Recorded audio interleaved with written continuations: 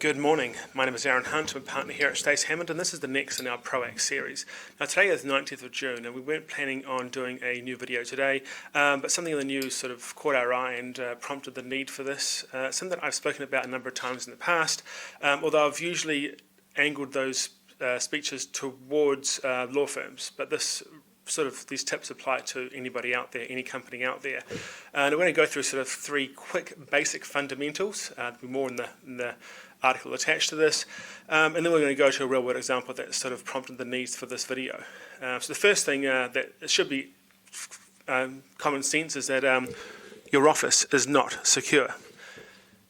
It's much easier for someone to break your window than to hack your server. I know there's a lot of fear out there about hackers, but in reality, your window, much simpler. Break it, take server, take PC, take desktop, laptop, and escape. It can be done in a minute. Hacking your server will take a long time, especially if you have decent IT support. Same way you wouldn't leave your laptop or your items sitting in a locked car on display.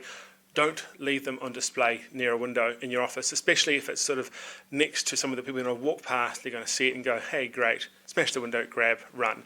So yeah, rule number one, your office is not secure. Don't treat it as if it is secure. Have an alarm, definitely monitor alarm. Number two, encrypt everything. That should be an absolute basic. Your server, your laptop, your desktop, your mobile, everything that in your office or leaves your office should be encrypted. Now, most modern devices have this as the default or have an option to do that, or really simply just tick a box and it is encrypted. Make sure those things are encrypted, whether they leave the office or not. Makes it a lot harder. If I was to get my hands onto, not that I would, but hands onto a server, onto a laptop or a desktop, even a mobile, I could have the data off there in a matter of minutes. If it was encrypted, much more difficult. Third thing, back up your devices away from where you are. Don't have a backup that's sitting in your office. Sort of defeats the purpose. It is great, of course, if your server dies, you have a backup. Fantastic. You need a backup.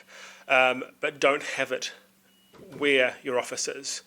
Now this comes around because you have issues in the office. Your office will come soon, could be robbed, you could lose the backup.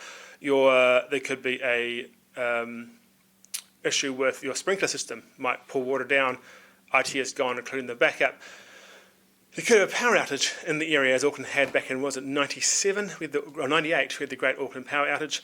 Power was gone. Now if you had your backup located in the same place as your main server, you can't get in there, or it's the 23rd story, bit of an issue. Or with Christchurch earthquakes, you had the red zone area couldn't be accessed. You have your server and your backup in the same location, you're kind of stuck. And we had that with a number of our clients who had that back then. So you need to have a backup, and ideally you want to have it located 100, 200, 300 kilometres away from where your main server is. Now it's good to have it within New Zealand. If you have it overseas, or if you have it with a foreign-owned company based in New Zealand, you fall within the Cloud Act, which is a US act giving the US government access to your information.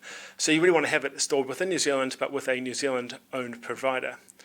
Now that's three very, very quick tips. And the reason why this all came around was that recently there was a case of a New Zealand-based law firm, not our firm, of course.